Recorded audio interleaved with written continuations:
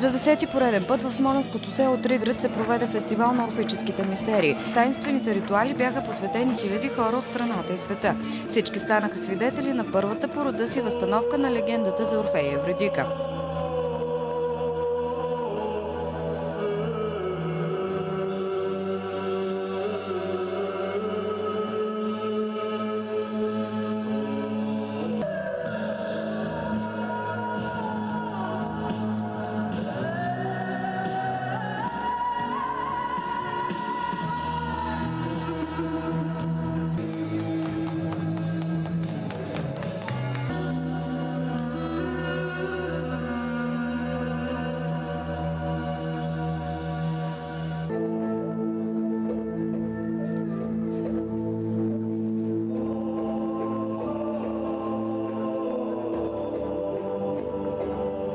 След драматичните сцени, показващи смъртта на Евридика, всички поеха към пещерата Дяволското гърло.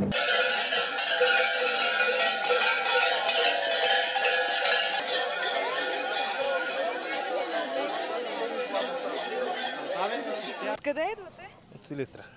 От Силистра специално за? Ами да, чухме, че има такава възстановка и решихме да видим. Знаеш ли кой е Орфей? Да. Какво знаеш за Орфей? Че... Кой ще му помогне? Таткото? Кой е таткото? Аз съм таткото. Я помогни на детето. Знаете ли кой е Орфей? Орфей е митичен певец, доколкото знам. Любимата му Евридика умира. Той влиза в подземното царство да моли да бъде съживена. За възстановката на празника ни казаха, че е много хубаво, приятно. Какво мислите? Така? Смятам, че е много хубаво и приятно. Вярваме в легендата и затова сме се опътили към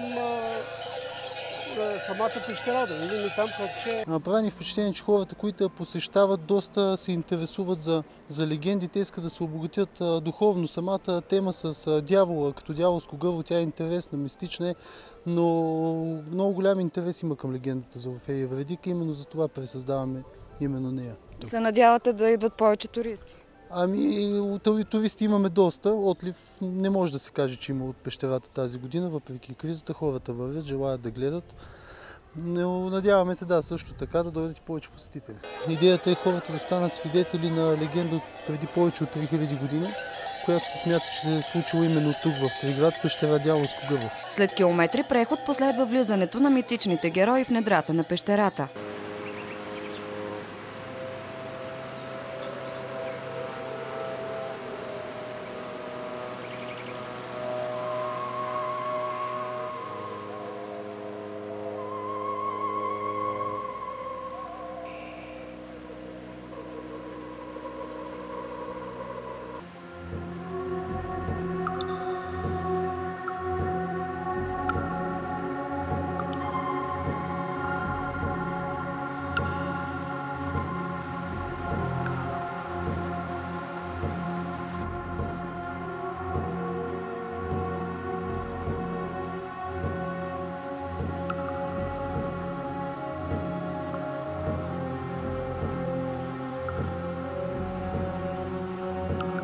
От съображения за безопасност туристите наблюдаваха случващото се под земята на киноекран върху скалите. Що се отнася до работата на актьорския състав в пещерата? Какво беше усещането да си режисьор на подобен спектакъл?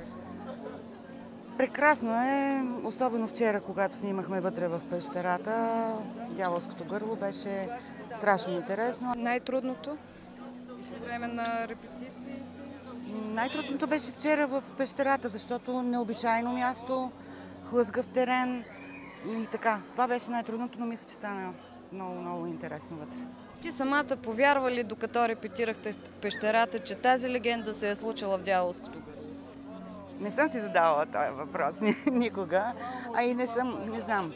Не мисля, че трябва Орфей да го делиме по някакъв начин. Орфей е така тракийски герой и би трябвало да го обичаме всички, да не го делиме между Смолян, Кърджали и така различните краища на България.